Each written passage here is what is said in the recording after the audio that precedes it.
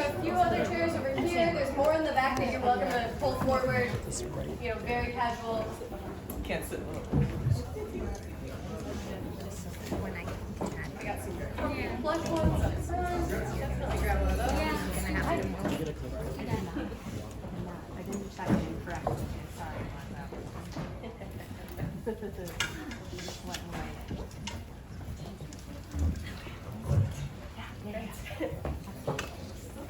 All right. Cool. Well, y'all, we are incredibly excited. I am not emceeing this event, nor am I really here to talk at all. So I'm going to pass it to Cheryl, and thank you for being here. Girl, there we go. Cheryl and her 3-week-old brand new knee. Get the upland done, then I'm going to be ready to get down with every line dance there is. There's nothing worse than not being able to, how low do you go? Now you go. Alrighty, I'm glad to get you laughing. My name is Cheryl Hudson Jackson, and I am so thrilled and excited to be here. I represent the Breed Love Entrepreneurship Center, which is part of the YWCA Metropolitan Chicago. But moreover, we are partnered with P33 to be able to bring you this wonderful and fun and exciting day. I want to talk a little bit about TechRise because, and I'm going to read it because I don't want to miss any spectacular words. So here we go. TechRise is an initiative that P33 started in 2021 to support our city's early stage overlooked founders to access capital, networks, and knowledge that they need to be able to move their businesses forward. And so this is every Friday for 6 months out of the year, 5 founders will take the stage to deliver 4-minute pitches to a panel of investors for the chance to win anywhere between $25, or you have it down here as $25, but I'm going to say $25,000 to $50,000, which is far better than just $25. So today's competition is going to be exciting. We had the opportunity of having over 11 people actually submit their applications, and my business partner, who I will right now introduce to you, the lovely and talented Lois Wilkins. Woo! Lois and I actually run the Breed Love Center together, and so we had the opportunity to read 11 fantastic applications, and it was super duper hard to come up with those who will be presenting today. So let me just say that you guys really are the creme of the creme that we had an opportunity to see. And it's too bad that we couldn't have everybody, but if that was the case, none of us would get home today. We'd be here for breakfast in the morning. So with that being said, you're going to hear from 5 amazing entrepreneurs who will tell you a little bit about their businesses. They're going to be doing it within a 4-minute time frame. So we are going to have the talented Lucy. She'll have up her sign going, and it's a wrap. So 4 minutes is all you get. So let's make sure if you're playing it in your head, just kind of see if you can squeeze those last moments in together. But inevitably, after all the pitches are done, the judges will deliberate, and the award of $50,000 will be disseminated in, I won't tell you how it's going to be done, but you know, money's out there. So we're excited to have you guys. I want to talk a little bit about the judges that are here because they're pretty exciting. And I don't know if in fact they want me to go deep in the paint on all of the bio that you wrote. So I'll make it a little bit more user-friendly. So the first person that we'd like to introduce you to, and you got to wave so they can see who you are. So Dr. Amira McCoy. Amira is a business psychologist and founder of Minority Business Circle.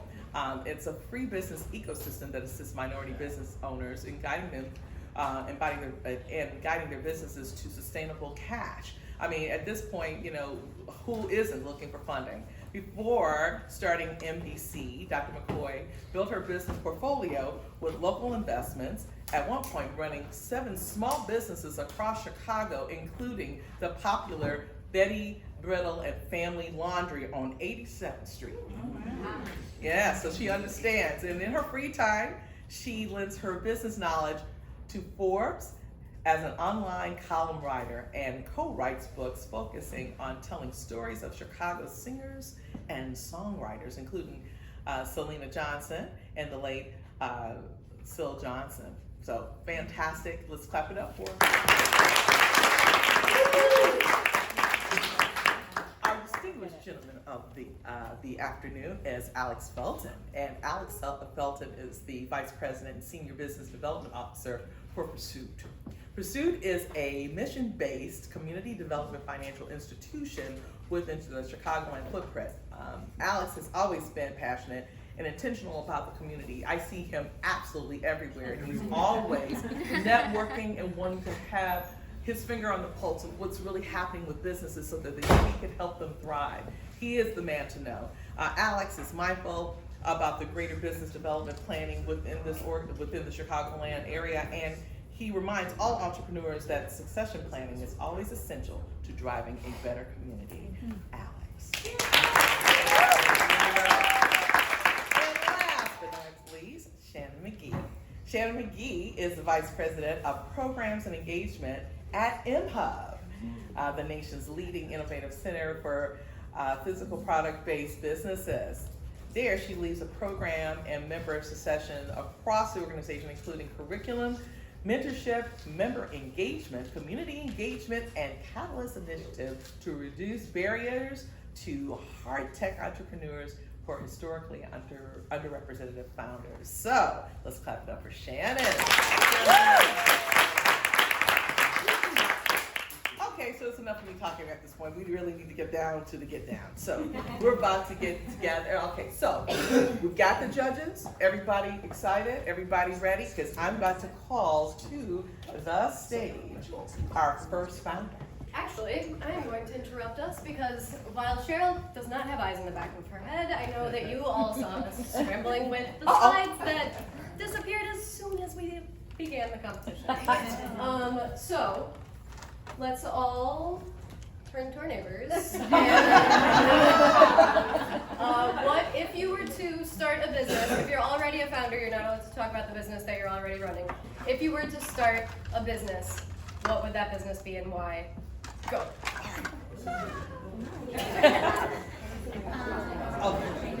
Well, I have a list of about my old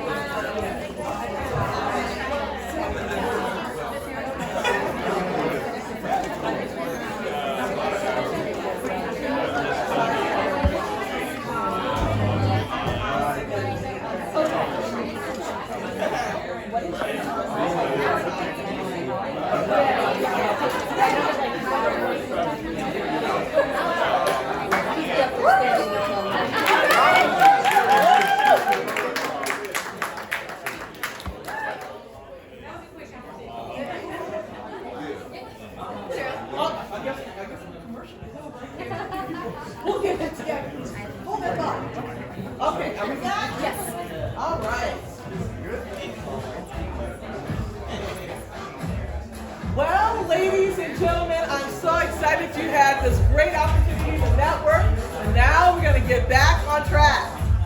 So I'd like to introduce our first founder.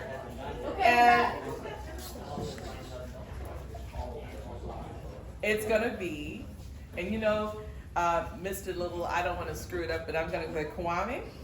Am I right? And with ThriveLink will be our first presenter today.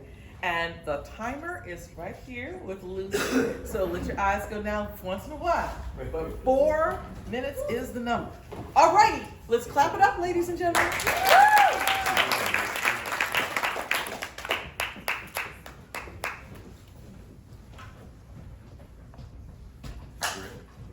Hi, my name's Kwamane Liddell, and I'm the founder and CEO of ThriveLink, where we build bots that talk to people and sign them up for programs like food stamps, utility assistance, and health insurance. Our bot works in 75 languages, and the cool thing is you don't need a smartphone, you don't need the internet, and you don't need to download anything. We do this because I'm a nurse. I jokingly say I was a travel nurse before it became cool. And I traveled to health systems all over the country where I saw people lose their lives and well-being, not because they needed more health care, because they needed to afford the medication that we prescribe. They needed to access healthy food and have stable housing. But there was no way that we could actually get them those resources. So we started off as just volunteer nurses where I would go after work with other nurses, we'll fill out the applications and give it to them. And we quickly learned that those patients, even when we started them, they couldn't complete them. And that's because 54% of all adults they have reading barriers that don't allow them to be able to complete the applications. They can do simple things like billboards and restaurant menus. So the place where we live is to support the 100 million people who are not able to complete those applications. And for example, the Illinois Medicaid application is 32 pages long. But we created a new experience for families. Well, this is a real patient story. We were working with a clinic in North Carolina where this patient had very serious clinical needs, but she just could not take off work. She had two young children, and her lights were going to be turned off. She just didn't have the money to pay for it. The doctor simply gave her the number to our bot. She talked to it, answered the questions, and she sent us this screenshot. And for those who can't see it, Duke Energy paid her $519 utility bill. Wow. She didn't have to leave home. The doctor didn't have to do any work. Our bots did to complete the process. And how it works is you simply talk to the bot, you just dial a simple phone number. When you answer the questions, our bots complete the appropriate application no matter where you are. It understands where they are. It then goes to the government, and then you get that screenshot that you just saw, the patient signs up, and then the doctors are also able to see that that person got health insurance or medication discounts, etc. This is the power that we are changing in communities that look like ours. In this study, 28 patients signed themselves up for $20,859. It saved the staff 14 hours, and it was really transformative for the communities that we serve. And when you think about why now, something that's happening is people are becoming more comfortable in what they call the medical safety net, because although people in low-income communities still have the same barriers, they're 56% of all Medicaid beneficiaries, and Medicaid is health insurance for people in low-income communities. 56% are Gen Zs and millennials, so they feel very comfortable with our platform. And the value for our customers, they're required to do this by hand currently, so we're growing quite quickly, and I'll get to talk a little bit about that. On average, patients receive between $700 and $1,200 in resources, so families love it, and it's revenue generating. So when a hospital uses our bots, they actually make money when our bots go and do the work. So it's been highly engaging. I love our team. We came from a company called Optum, most of us, which is the largest medical group in the U.S. And our sales team, John Wilson, that's my best friend, and he was the manager of strategic growth at Liddell. So we've been able to create really powerful engagement strategies for our customers and our partners. When you compare us to the ecosystem, everybody else just made apps.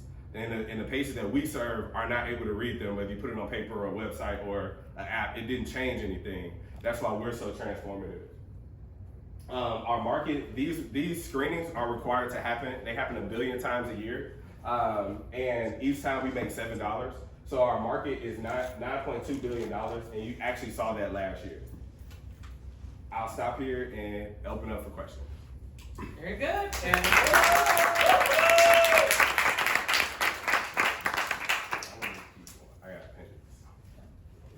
Are there any questions for him? I'm okay. Hi, that was a great presentation. I'm so sorry. I'm sorry. The 3 judges. Oh, I thought she. No, I love enthusiasm. Why don't we kick it off with a mirror? We added my time back right now.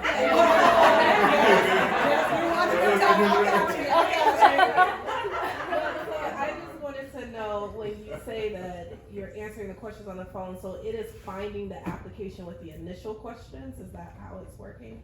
Yes, you just say, I want to sign up for Medicaid. It knows where you are already because it's attached to your doctor. Then it'll ask you, when you say your name, it's actually beginning the actual government application for you.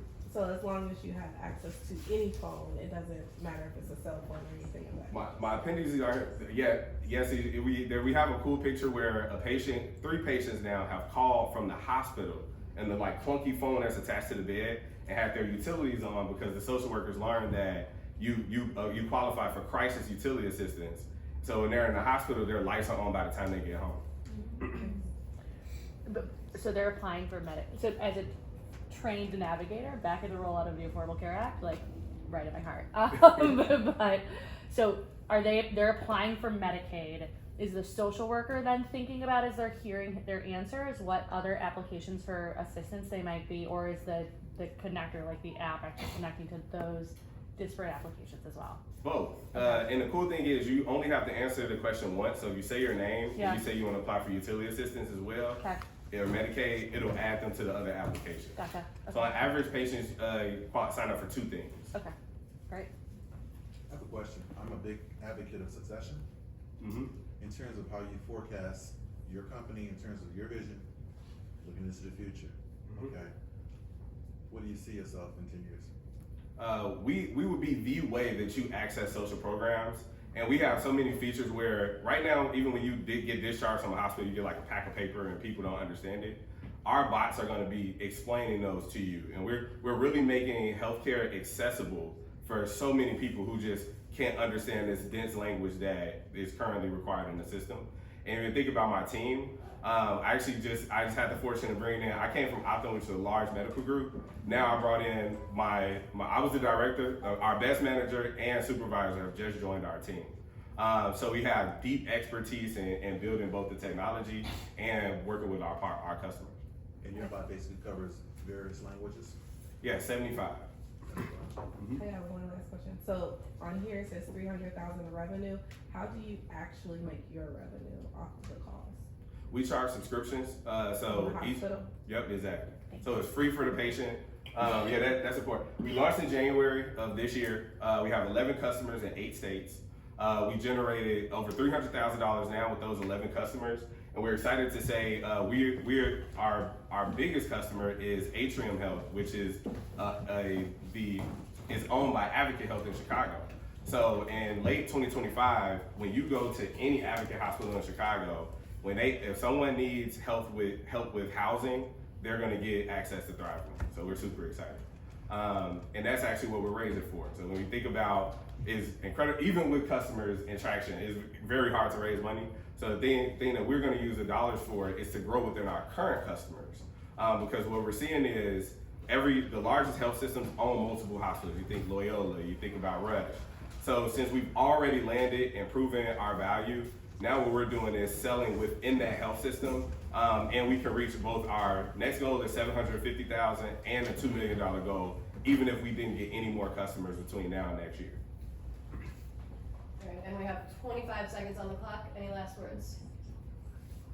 Our business model, I just touched on it. We charge for subscriptions. We also charge an implementation fee. And in certain states like California, we charge transactions because that state allows us to do so.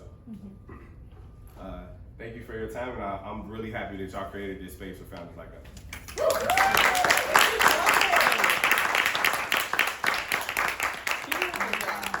All right. Wow.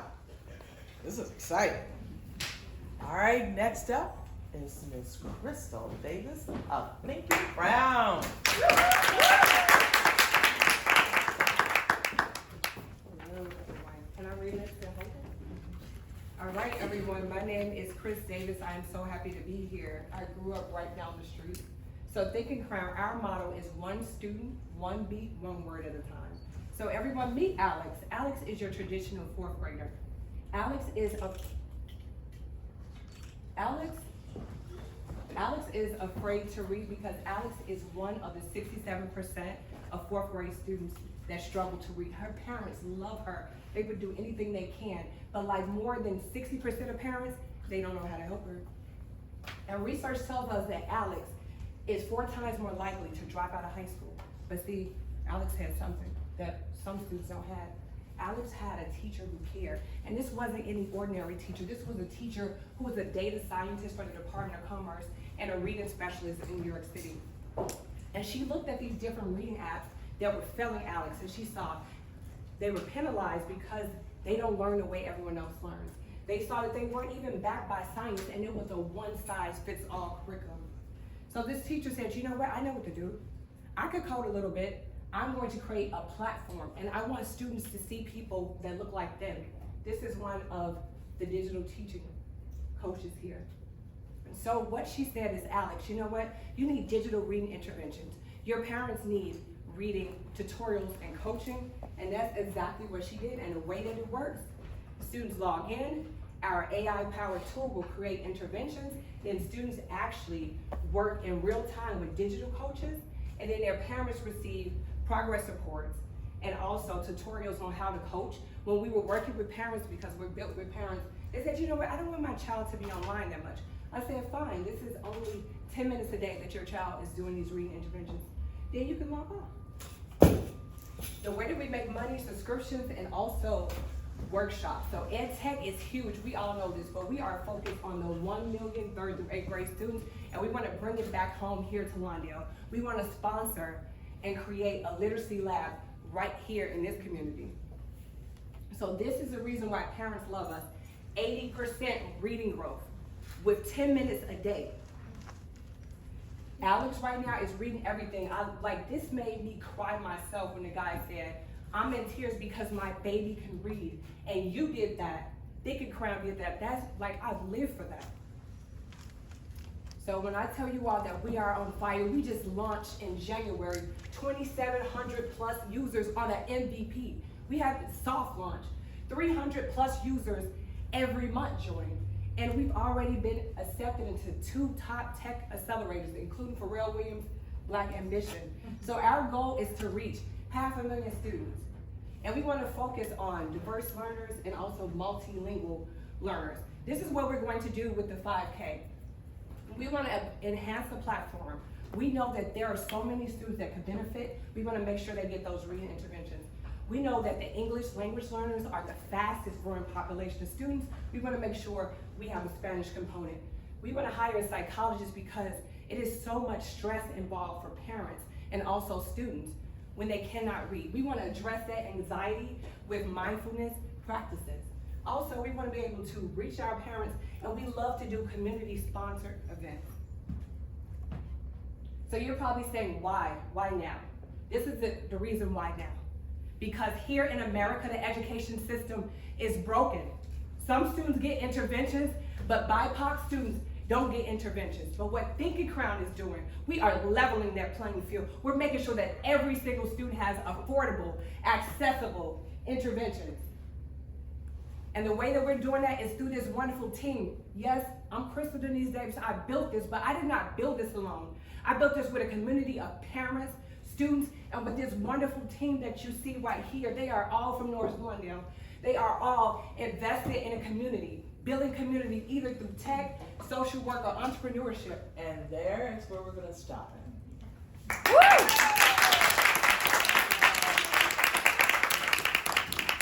right, judges, when you get a chance, I'll look at your eyes when you're finished writing, and then we'll get into the Q&A. Beyond you. Alrighty, are we ready? First question. Yes, beyond you. Who is your backup? Okay, say it again. Beyond you. Mm-hmm. Who is your backup? Who is my backup? So my team is my backup. Also, I am in the Pharrell Williams Black Ambition Prize. I have an advisor. Her name is Leah Edwards. She has a company that she sold after 2 years for $380 million. She was so impressed with this while I was in a competition that she said, you know what, I want to be your investor, I want to be your mentor. Everything that you need to make this come true for children of color, I am there for you. How are you reaching your clients today? So what we have been doing today is pretty much going where the customers are. Like what I am working with parents, they don't trust AI. They don't just trust things that they see on social media. So we've been going to parent groups. We've been sponsoring back to school activities. We've been going where the parents are, just meeting them. Let's say I go across the street to the beauty supply. We're gonna run up on a parent like, hey, my name is Chris Davis. You have a student. Hey, let me tell you about this. So pretty much just genuine, I want to say connections. I'm not a salesperson. I'm really a teacher. That's one thing I didn't get to say, that I've been a teacher for 8 years and I really love students. So just really genuine connections. Facebook groups, sometimes also, I have an entire pipeline. I was a teacher here in Chicago, also in New York City. So I have those connections with parents. So what does scale look like for you, like in your next milestone of users? And how do you get there from employing such a grassroots hands-on strategy, which it sounds like is so important for like trust for your target market?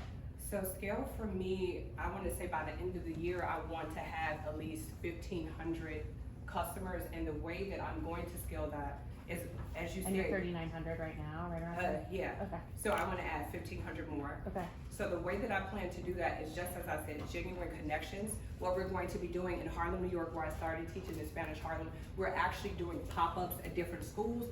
Also, I've already enlisted different schools here in Chicago where I'm going to be there on parent-teacher conference night, signing different parents up. Also, I have a link, I wanna shout them out, it's called like Black Teachers Who Slay. It's a fashion group of Black teachers.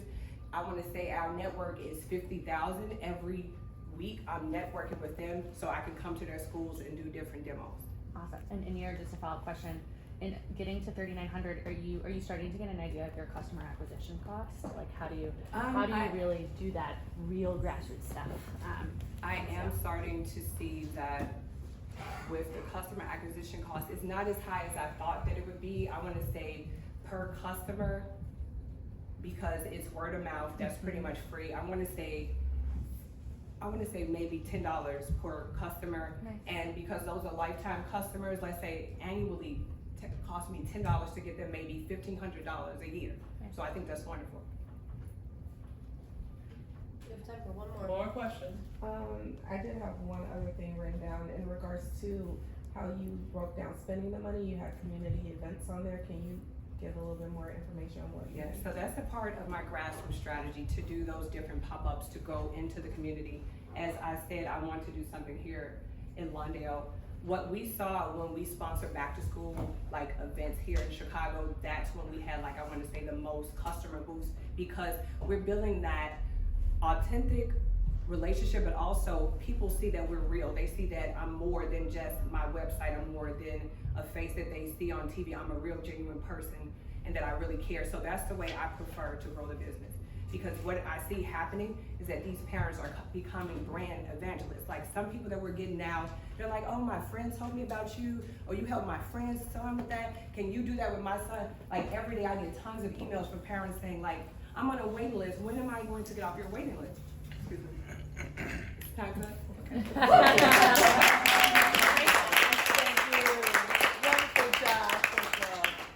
Alrighty, and we're keeping it going.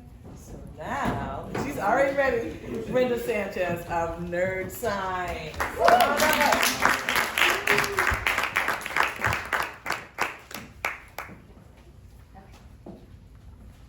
I'm Brenda Sanchez with Signers, and we do apparel, signage, and printing. Okay, so small businesses are the backbone of the economy, and chances are we either know someone with a small business or are part of one ourselves.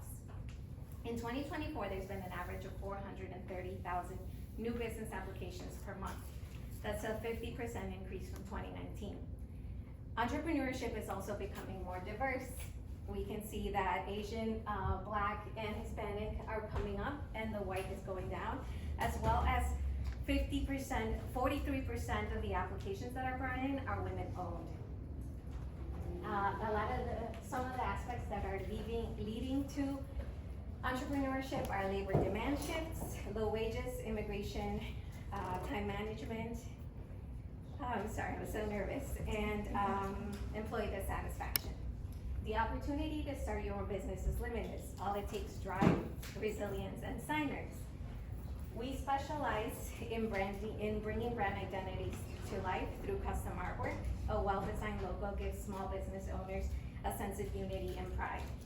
From there, we create t-shirts, business cards, labels, signage. Everything a small business needs to stand out. No business is too small and no project is too big. What sets Signers apart from their many competitors, whether online stores, franchises, or other entrepreneurs, is our personalized approach. We take the time to truly understand our customers, their market, and their vision. From design to installation, customers work directly with us. They're throughout the entire process, ensuring a unique and tailored experience. This personal touch keeps our clients coming back as they grow from 2 small magnets to a large fleet of vehicle wraps. We treat every client as an individual, never using templates. Every logo is custom made to fit their specific vision. We design, print, and install all of it ourselves.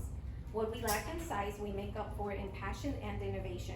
We're constantly testing new products and equipment to stay ahead of the curve of the printing industry, always striving to meet the advertising needs of our customers. Our success comes from listening to our customers and ensuring their satisfaction. That's why so much of our business comes from word of mouth.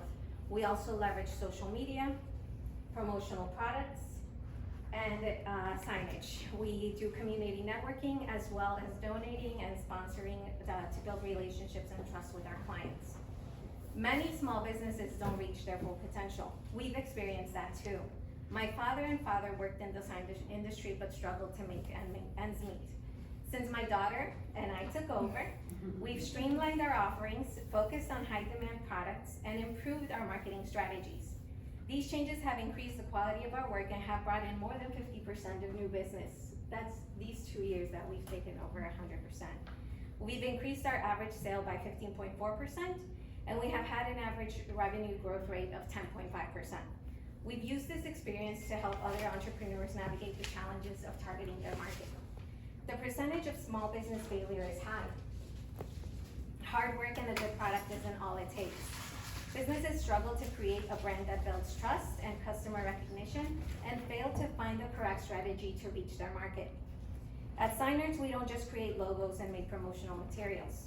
We also build relationships and we grow together with our clients. From that first logo design to as far as their business scales. Our passion lies in helping entrepreneurs turn their vision into reality. When their business grows, my business grows. And we're committed to sharing in that success. With your contribution, we can expand our operations and invest in new printing technology. Together, we can shape the future of small businesses. Very good.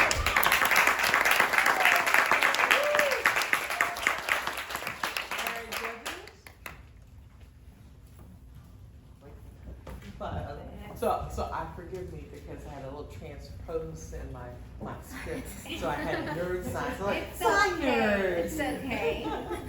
It's okay. I'm excited about your business. I'm sitting there, everybody in here should put like one of their signs on their cars to advertise all their businesses.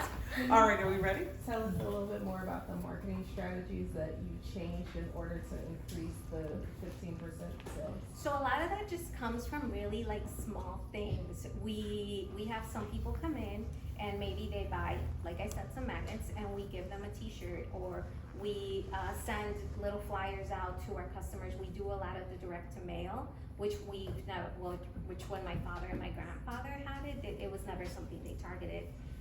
So the real marketing strategies really comes from showing us and ourselves and the direct to mail. So just following up on that, have you seen more, do you have numbers around your customer retention or the number of customers that you're serving versus what your previous family owners were serving? I don't have the numbers of my father and my grandfather because they didn't look at them. I tried to do some research in their previous stuff, but it was just never legit. It was never really handled that way. We have looked at the numbers since my daughter and I looked over from 2022 to now, which was that revenue growth of 10.5%. And we are, that was just from 2022 to now. And the sales growth has been bigger. Even if I go back to here, so we were at 392 for the year last year. These are just card sales. We also have like Zelle and all that other stuff. And we're at 374 and it's just September. So we're really a short distance away from reaching what was last year. Yeah. Those are really impressive sales growth numbers, so congratulations, yes, first of all. Thank you. Do you have a sense of what your highest margin products are? Because it sounds like you have a lot Yes. of offerings. So our highest margin products are these big guys. The vehicle wraps. Okay. The vehicle wraps are like where it's at. We also do like the storefronts and the awnings and t-shirts, and that's me right there. Yeah. So it sounds like these like out of home big installations. Yeah, the bigger installations. Not really the electric signs. Yeah. That's one thing that we completely, unless it's Yeah. something our customer really wants, we do go ahead and do it, Yeah. because we do have the licensing, but it's not something that we want to stick with. This is what's selling, this is where the profit is, Yeah. this is where we wanna stick to. Yeah. I'll let you, I have all questions, but I don't understand, so I'll let you. Actually, demographically, basically, what's your reach and stuff like that? Are you comfortable within certain demographics, or are you looking to expand beyond the certain square that you made? So our office is, our main like mortar brick is in Belmont Cragen on Diversity and Laramie. Mhm. And we also have a small sales office in Elgin. We were in Elgin for a long time until my father said he could no longer go and continue it, which was when we took over to the Belmont Cragen. We we've gone as far as South Chicago Heights. We go very far north, Morton Grove. We've gone east, Rockford. We've gone to Wisconsin. We've done shipments to New York. We've done shipments to Michigan. We've done shipments to Wisconsin, to Kentucky. So we really try to get out there and keep connections and talk to a lot of people. And the need for printing, though it's like, oh, you don't need print, it's there, you know, there's It's huge. real value. It's huge. Yeah, and if people, there's a lot of it that comes from face to face, makes it so much better. So some people are willing, even when they move, they continue to come to us and just have their stuff shipped. You gonna shut me up? Thank you.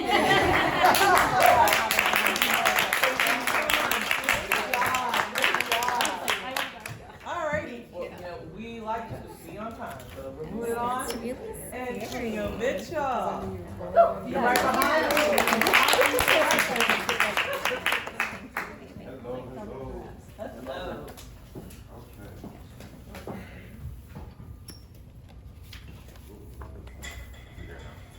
Hello, everyone. Hello. Okay, my name is Antonio Mitchell. I am a veteran, a fourth generation North Lawndalian, and I am the founder of IME Productions. IME is a media company, and our goal is to amplify one's platform to increase my goal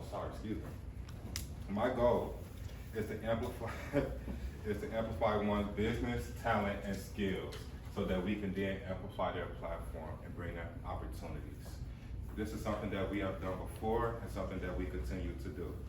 IME, through the use of film, photography, and media, we create high quality content. We create high quality content at a competitive price. Excuse me, I am nervous, I'm sorry. Ooh. Okay, so as I said, this is something that we've been doing before and we're doing currently still. For example, I can give you a little short story time about how I actually got started into doing IME.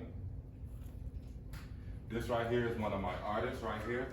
She's very hardworking, talented, and she had a desire to give back to her community.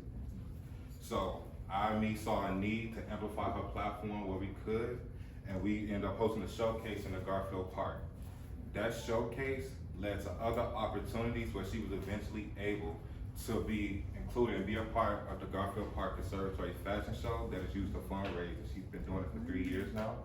She's also was able to take that relationship and create her own initiative to give back to her neighborhood the way that she wanted to by actually hosting a yearly Christmas giveaway. And she still hosts that giveaway to this day, and she hires IME as her client. We have a great working relationship.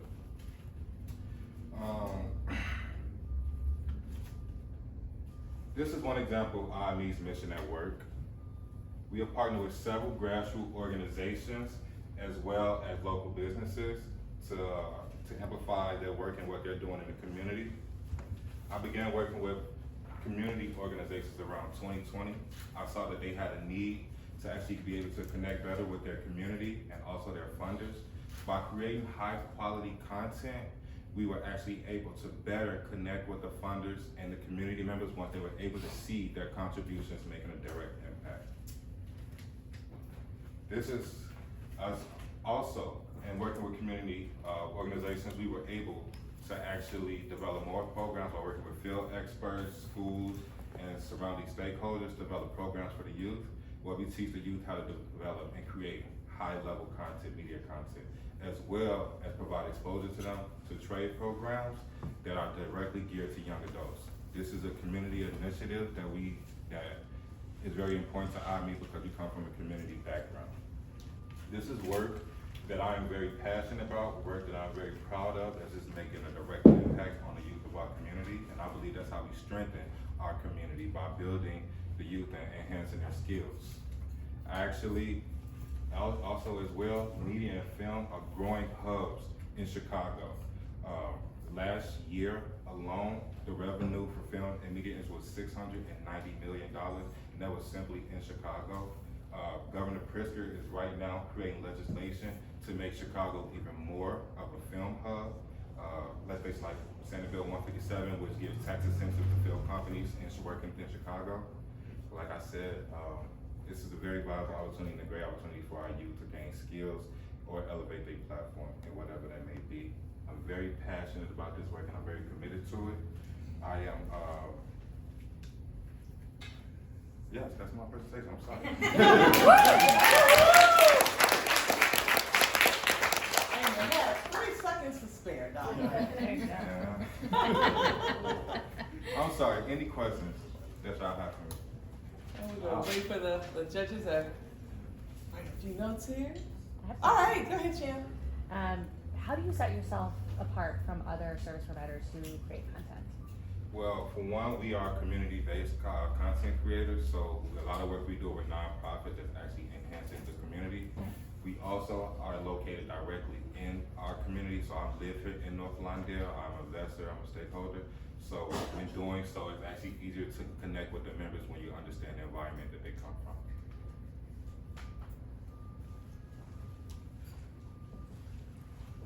Judges, questions? Yeah, can you talk about your average cost of services? Okay, so my average cost of services, they do range because I do linear things. So sometimes I do video and editing creation as well as a photography for an event. So a simple event could be somewhere as simple as a simple photo shoot, could be somewhere as simple as $120, and then a wedding could be as much as $5,000 depending on the package and what you want me to do. If you want a video, if you want an editorial, if you want different locations where I'm actually taking a minute, or if you want me to do a video of the entire proceeding, that is also included and packaged out based on the needs of what they want and can afford. Are you the only employee? I am not the only employee. I have a small team of about 4 people, as well as people that I'm training, the youth that I'm training to be a part of my organization. We have been working, I've developed a team about 3 years ago, so we've been working together for a while now. And how do you envision your growth in terms of that, in terms of networking with some of the various people that deal with the film, local and everything? Are you partnering with them, or what's the reach to them? Are they reaching to you? Are you connecting with them? Okay, so yes, with the nonprofit work, obviously I do garner a lot of support and communication from actually connecting with them on that level. But I do a lot of boots on the ground work when I'm working with different artists. We're going to different venues and events. I also have a marketing firm who I've partnered with and done work with in the past, and their specific skill is being able to not only data collect, but analyze that data and measure how you make impact and develop a marketing scheme. And we have real success using them. So the objective is to transform it into some money. absolutely. That's what we want. That's what we want to see, because succession is important.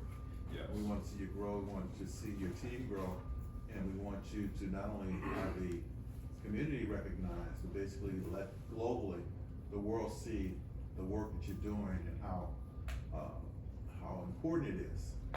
We just want to make sure that you connect to the type of opportunities that allow you to get the money so that you can grow in the way that you want to grow. So obviously I've been able to elevate my platform by actually doing work with the nonprofits, well not the nonprofit, but the community organizations. That has created a solid foundation. However, freelance work, that's where IME originated from. So we still have that to our core. We still do our photo shoots and our video editings and working with different community members. That we still have plans also as well to garner more income in form of advertising revenue and social media, which is also a direct money maker, so to speak. And the the last thing I wanted to say is that by actually the reason it's so important to teach the youth these skills is because it's a money-making opportunity and it's being determined and made into a money-making opportunity for this area, specifically Chicago. So by actually teaching them the skills, all they need at that point is the equipment and the expertise. So they're low, it's a very low overhead cost, and as we're giving out the product, obviously, the money is there. That's why it's important to expand the team so that we can make the money a little bit faster and be able to pay more people and grow our team. All right, thank you.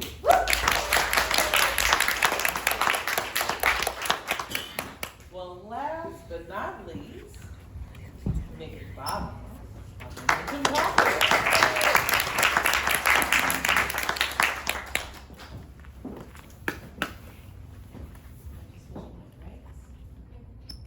Momentum Coffee is about more than just coffee.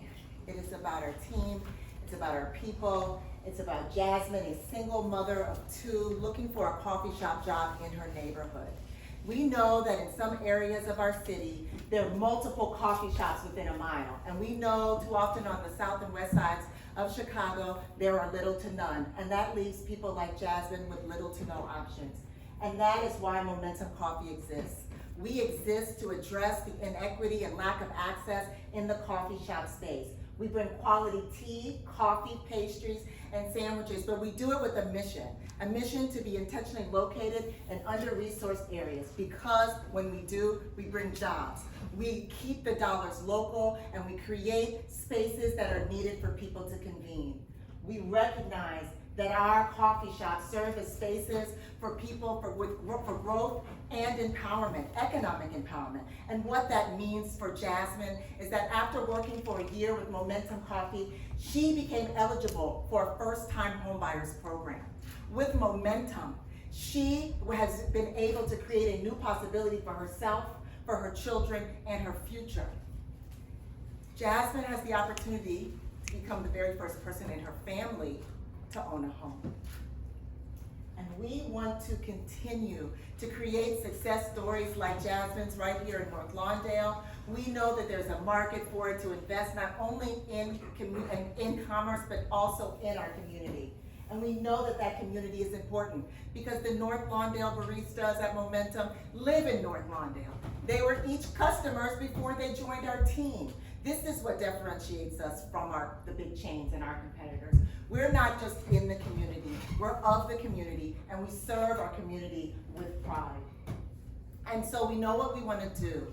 We want to do more marketing and outreach. We know when we want to do it, we want to do it now. And who's going to do it? Me, Nikki Bravo. I am the owner and co-founder of Momentum Coffee, along with my husband, Tracy, and my daughter, Chrystal, the mini manager. We want to take what we've learned in our other locations and bring that here. And with the $25,000, we want to hire local community ambassadors that are going to go out and bring back those institutional dollars. Think Sinai, Cinespace, the police department, and from the schools. We want to be their coffee shop of choice. Everyone should know about Momentum. And of course, when those ambassadors are going out, they've got to have on their Momentum gear, but they've also got to leave printed materials, because in this digital age, people still want you to hand them something that they can stick on their wall, and we want to give it to them. And then finally, we want to use the remaining funds to advertise in the local community paper. We know that what we expect to do is 3x our revenue. Also, equally important, increase our brand awareness and deepen our community ties, because it is important. These youth that you see on the screen, they're from the Austin community. They took a field trip to downtown, and they saw Momentum Coffee, Millennium Park. And they screamed, "Hey, that's our coffee shop!" And the pride and joy that they exuded let me know that the work that we're doing is not only important, it is necessary.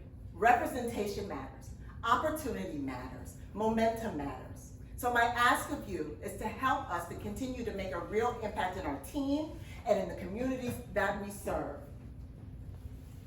My ask is that you help us keep the momentum right here in North Lawndale. Thank you. Thank you.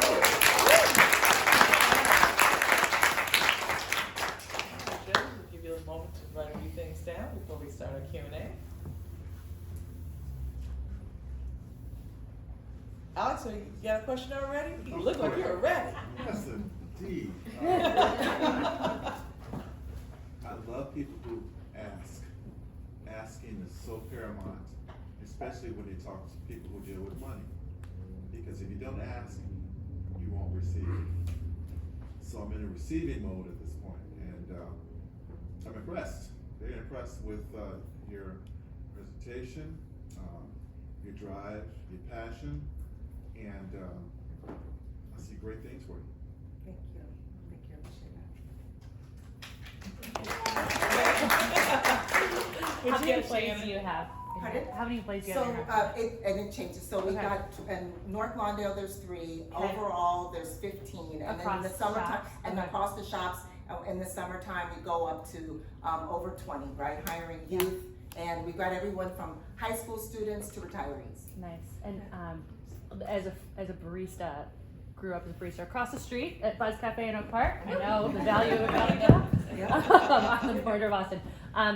Tell me a little bit about your products. How do you source your products, and like how do you keep those margins Right, as yes. high as they can Yeah. be while still having quality? Well, one of the things I want to share is that absolutely, in keeping with community and working with other small businesses, we started, and we, to the extent we can, we work with other small businesses. So for instance, in our Austin location, we source our dessert rolls from Sweetest Redemption, a small business. When we started, it was all small businesses. Our pastries are from local women-owned businesses. So that's very intentional with what we do. We've also started to, with our Austin location, there is a commercial kitchen.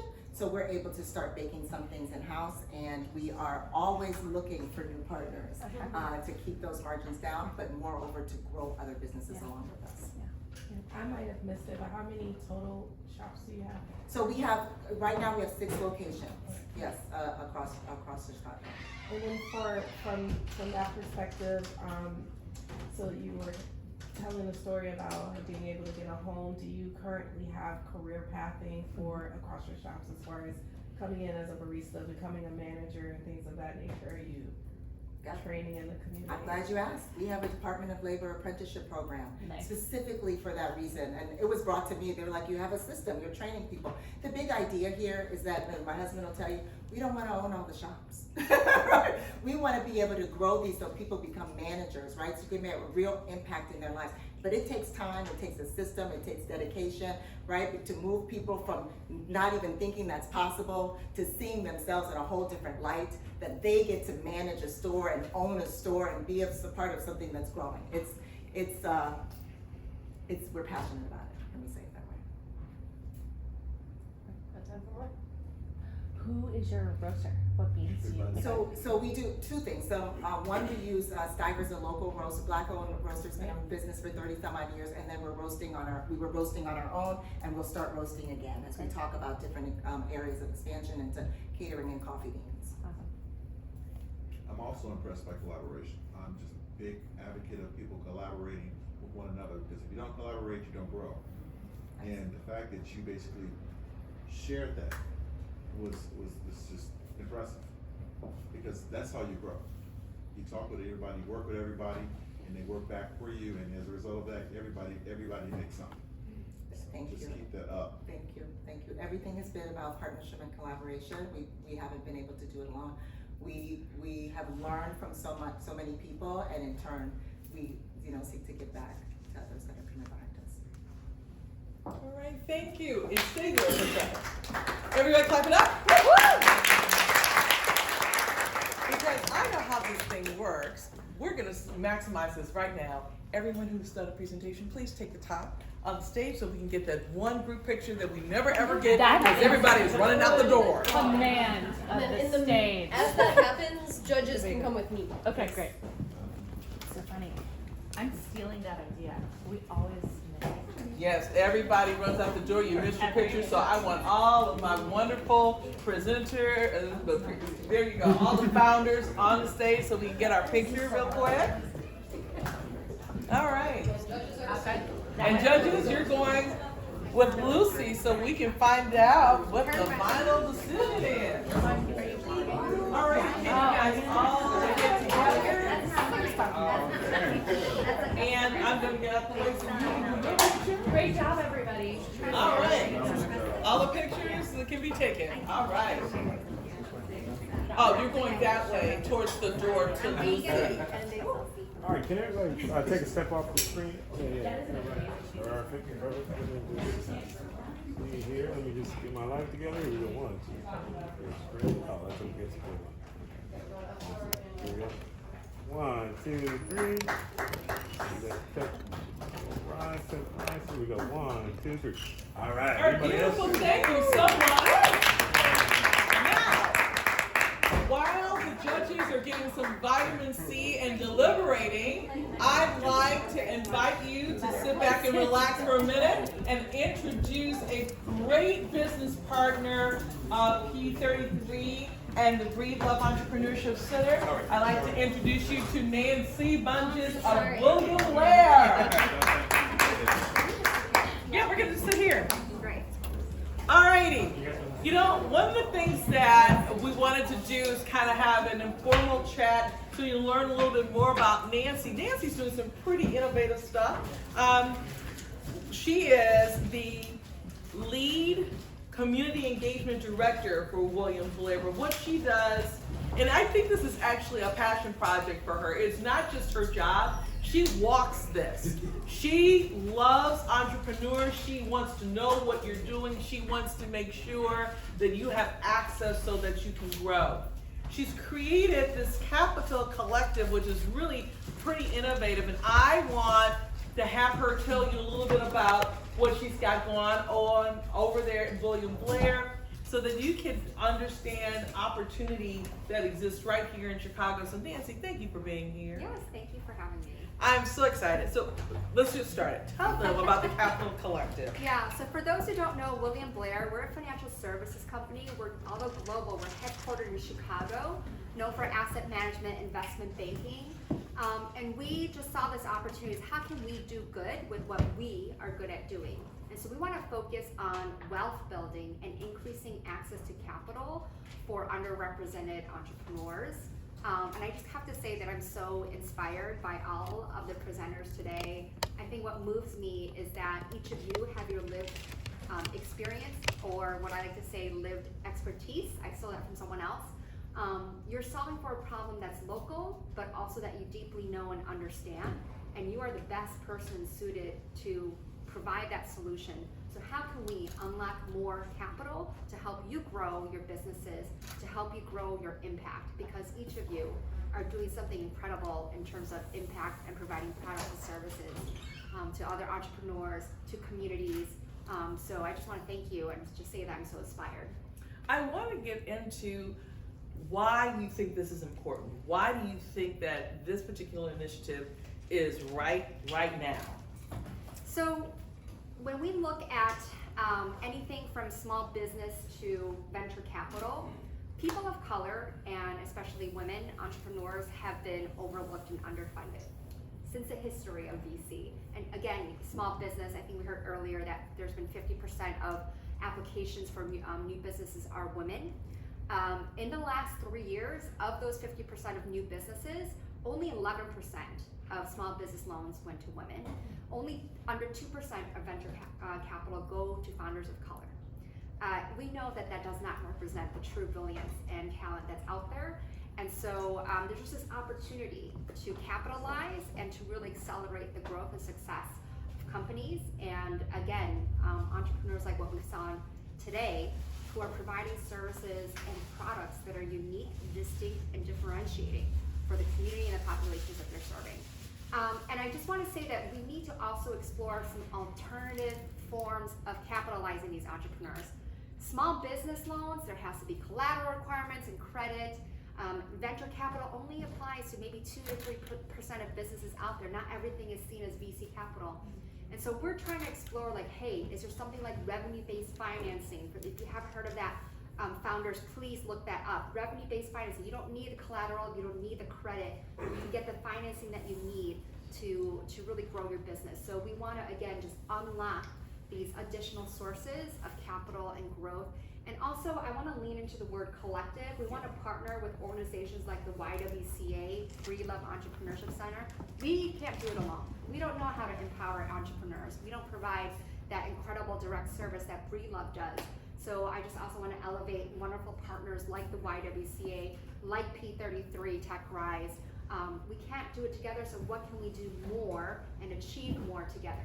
One of the things that I can definitely say, for the other, thank you for the shout out, but one of the things I do like about William Blair, unlike others that are like you, is that you understand the pulse of what's happening, and not only are you interested in the funding mechanism, but you have individuals who work on your staff that understand this plight and want to have discussions with actual founders on, let me tell you what the real deal looks like. What does it, what's the real pulse? How can you really go after this money? Or are you even ready to play in this particular playground? I find that very inspiring and very different, because that means that you have to have a conscience, and not to say that corporations don't, but sometimes they just, it gets lost in the sauce. You have some people who are really about it, and some that it gets diluted. I find it very refreshing that everyone that I've ever met at William Blair, from the person that greets you in the lobby to your most senior executive, they get this and they talk about it all the time. Can you just give me an idea of what was the spark to really wrap your arms around to create this collective concept? I think it comes down to culture. So I think what you're referencing is, one example is when we hosted a demo day for Breed Love, our vice chairman, he used to be our company's 2 CEOs ago. He was CEO 2 seats prior, and he's currently our vice chairman. He came to this demo day event. He personally met with each of the Breed Love entrepreneurs and asked them questions. It's the culture that from the bottom to the top across our firm, we truly value people. We value our clients as people, and we value each other and working collaboratively. So I think it comes down to culture. The other thing is that I'm a big proponent of human-centered design. How can we put the humans at the center? Like every product and service, there's a human person. What is that personal experience? What's that problem that we're trying to solve for, and deeply understand that? And I think we heard some great examples today of people who get that. And so placing together this kind of human-centered design approach. And so even when we design the Capital Collective, when we're trying to think about how to partner, we know we're not the expert. We step out of the way and we try to elevate and center on the voices of those who do understand the problem, who do understand the needs. So I think just this human-centered design. I also represent corporate philanthropy. So a lot of what I do is working with nonprofit organizations, and there has to be greater trust in the nonprofit community, those who best understand the needs. And I think in the funder space, that's something that's sometimes missing. There's that, funder dynamic of like, oh, philanthropy, they're gonna decide how their money should be used in philanthropy, when really we should be empowering organizations like the YWCA, like P33, to be able to best know how to dedicate those resources and to really, again, solve the problem or accelerate success or solutions.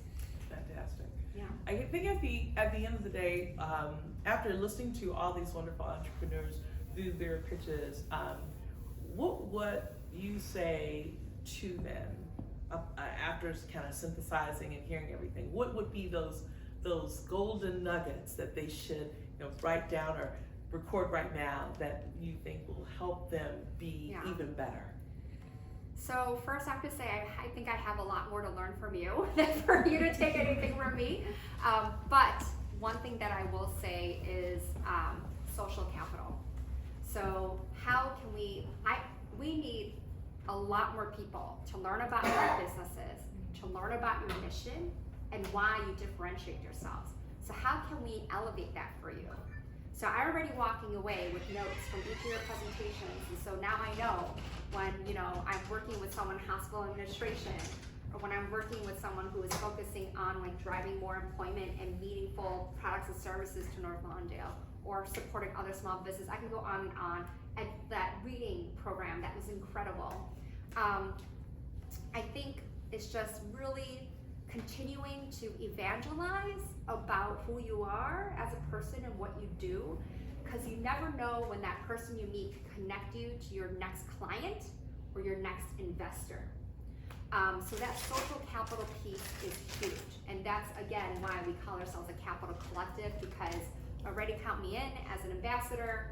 I've been blown away by your pitches, and I already will be keeping you all in mind.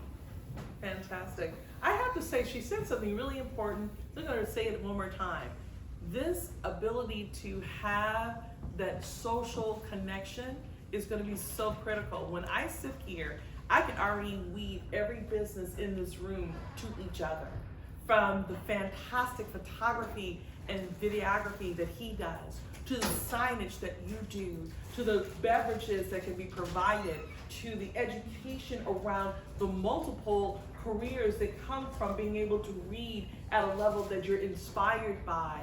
I mean, everyone that did a presentation today, and including, I have to say, to the young man nurse gentleman who, Kwame, I laugh because I think, man, I'm gonna have to be calling you soon because I'm getting into that 65 range, you know, where we don't want to fill out any paperwork. And I thought, that is incredible, because what we do find, as you know, when everyone goes to the doctor, they get show pain. As soon as the doctor comes in, they don't know how to talk. But, you know, and then they forget everything. The fact that you have something that can help them be better and continue to maintain their lives. Everyone in this room that made a presentation, you're connected to each other and can be, and help elevate each other's business. So as Nancy has just shared with you, don't miss the opportunity, especially while we're waiting for the judges to come back, to network. And so what I would like to say again, Nancy, thank you for your consistent commitment to P33, to Breedlove. We really, really appreciate you and William Blair, and thank you for giving your time to come down and hang out with us today. Thank you, Cheryl, and again, just thank you to all of the entrepreneurs. I'm looking at you too also, like I feel like your services can help the other entrepreneurs as well. And so yes, please connect with each other. Find me on LinkedIn. I'm the only Nancy Bonges out there, believe it or not. B-O-N-G-E-S. Would love to just stay connected, and I'm just so inspired again, so thank you all. Thank you, Nancy. We will take the next 5 minutes or so. You can either network with Nancy, network with each other, and we'll be getting ready to give the drum roll to tell you guys what the results are. So please take this time to network, and we'll be back with you in the next 5 minutes. Michael Gay, who shows how to change Get up off the stage. Thank you.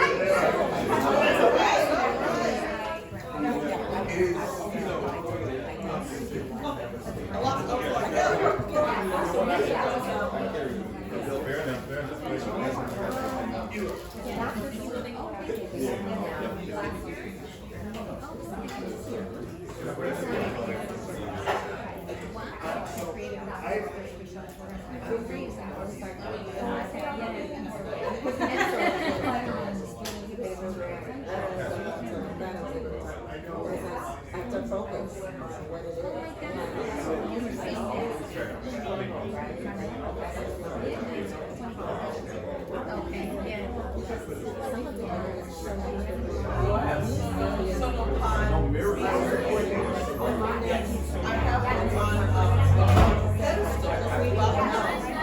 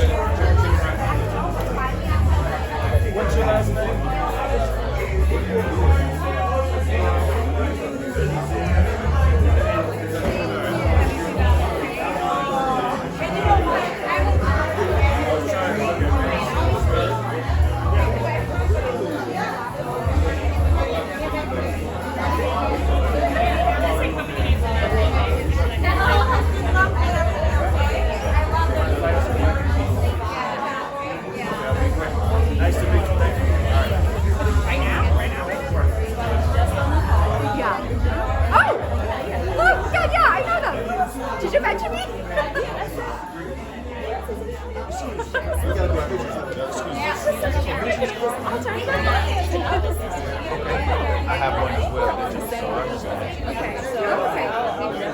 Great presentation too. Thank you. It's so nervous. I know, but you did a great job. You did great. You really didn't have to read it, but it was a great job. Oh, I don't run a fund. I need to find someone to run it. And I have some, like, I have people who I think are doing stuff. There you go. So you have mine, I have yours. I work, like I said, for a non-profit. You see some marketing materials, we can order some stuff from you all. Also work with some artists and stuff, so just send me some information. All right, nice to meet you all. Good job, young lady. Good job. And that's good you took over your parents' business to elevate it. So good job. Good job. All right, you're welcome.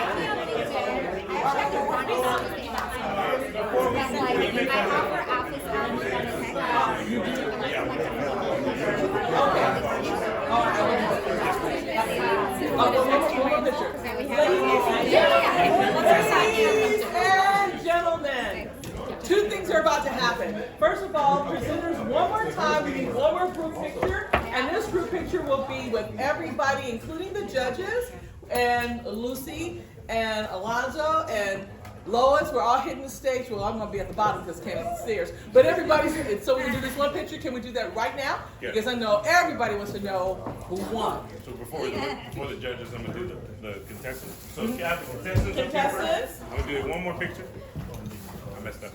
That's all right. We'll do groups at a time. Do that. All right. Great.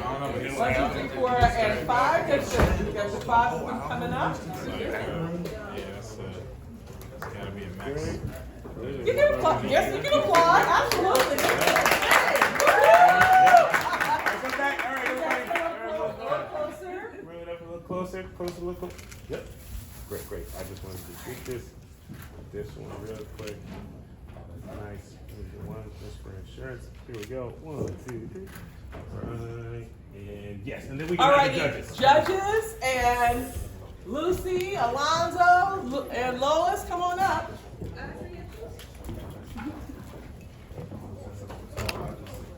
Come on. And we're gonna, you tell us who, we're gonna kind of. Yeah, just have, you can layer it. Yeah, we can layer it.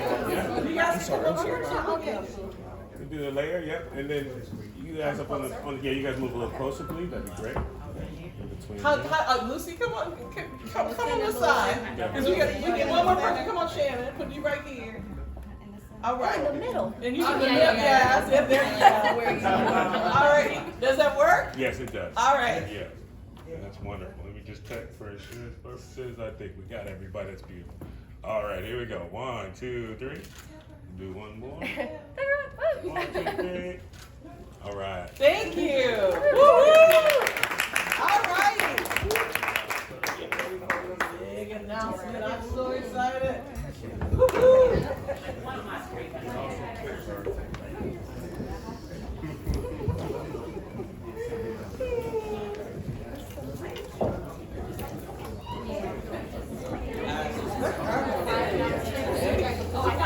Oh, good. Good. Oh, no. Let me just thank you to you guys. We'll do it. Okay. All right.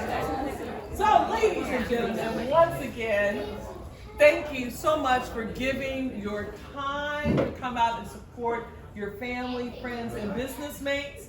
We want to also thank these wonderful judges who had a hard time making a decision. So thank you, Alex. Thank you, Shannon. Thank you, Amira. You guys are absolutely spectacular.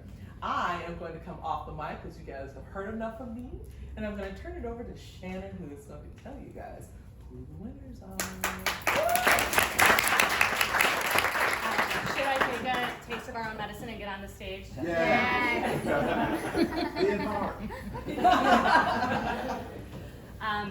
First of all, we thought that all 5 pitches were so great, and it'd be back there. It was really difficult to figure out what our North Star was. Like, what's the criteria that we were really leading into to determine the winners? And we really focused as a judging panel on local impact in North Lawndale in the form of business support, growth, and jobs. So there are 5 prizes. The 3rd, 4th, and 5th place prize all get $5,000, but I'll let you know who the second and first place prizes are. Did I say the right amount? 5,000? Yep. Great. I can do math on the spreadsheet, not. So, the second place prize goes to Nerd Science.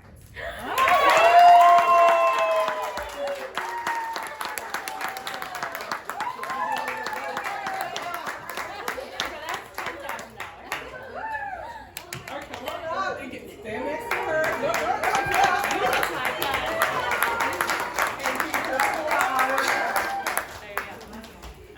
And the first place prize for $25,000 goes to Momentum Coffee.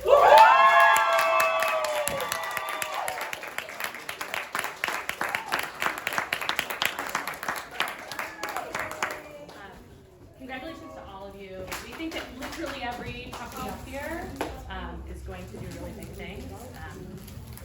So I'll step down and take a picture of everybody.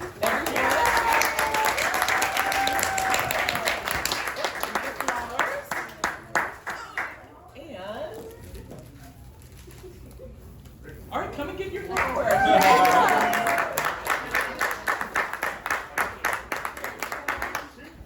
Congratulations to you all. Everybody, I was doing what I could under that, which was like come use on. my hands and shift. Cannot thank you enough for coming, for being here. We're doing this again on Friday. We're going to be in Liddell Village at 26th Street Cafe, so if you can't get enough, join us on Friday, same time, different place. We do have some bottles of wine, so we hope you'll hang out, grab a drink, continue to network. Again, thank you so much for being here.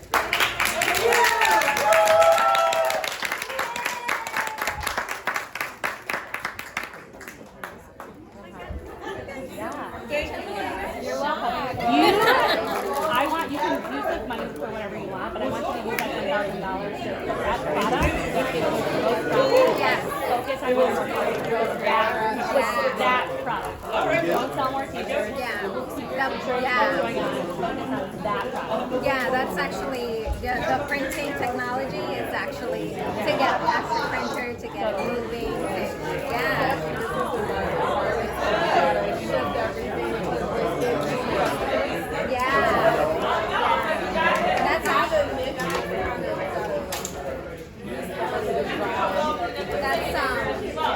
That's when I was saying sometimes I don't want to do that. That's not sustainable. That's not easy to teach. That is a lot of time, and it doesn't generate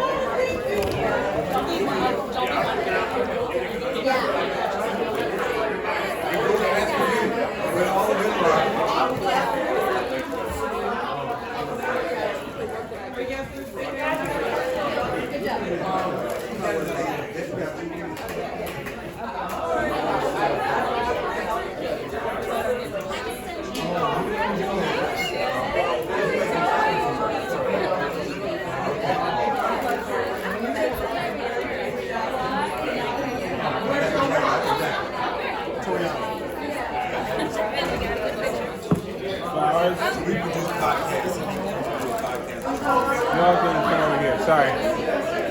Give me more room. 1, 2, 3. It's a great way to like promote your business. Awesome.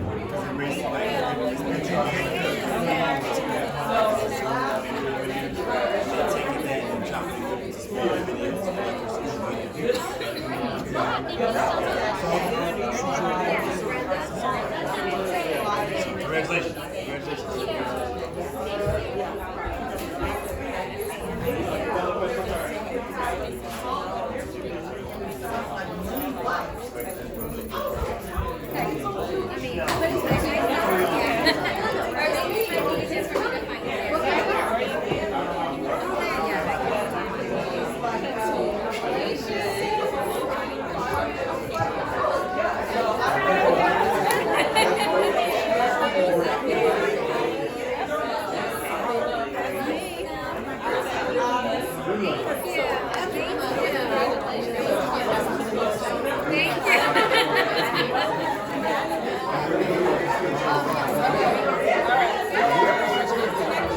Say one more. You ready?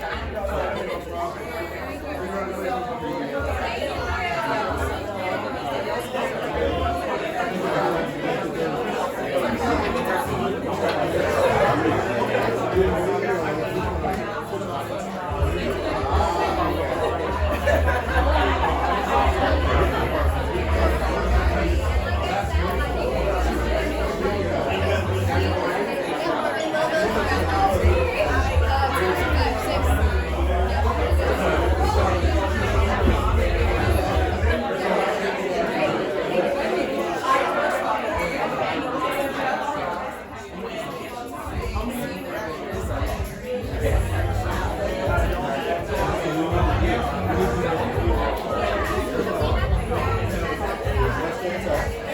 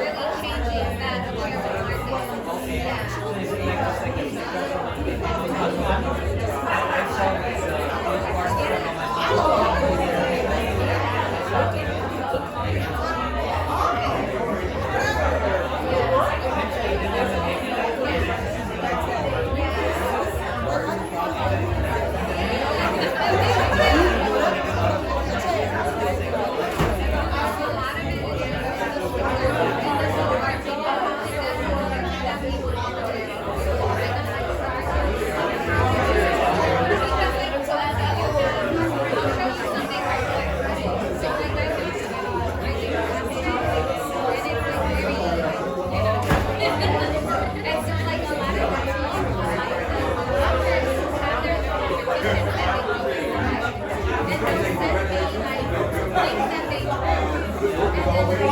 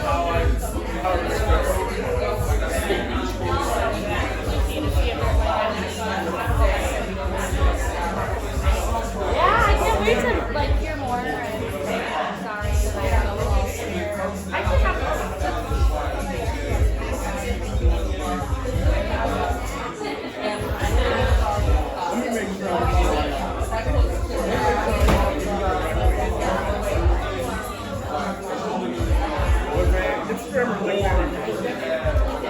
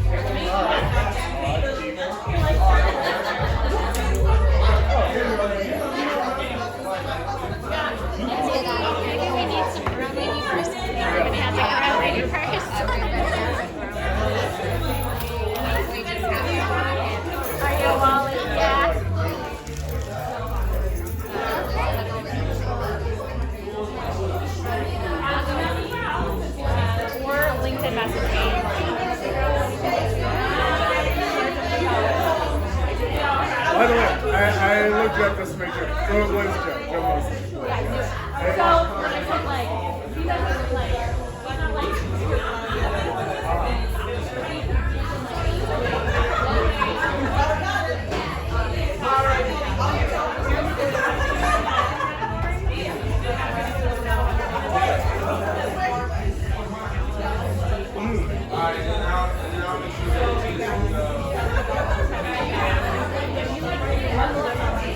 I was gonna say the term I was gonna use is sleeper ability. Because when I saw them, the flare off. Basically, the term sleeper ability is just like that. They look regular, but then they lift up and you see like all the types of.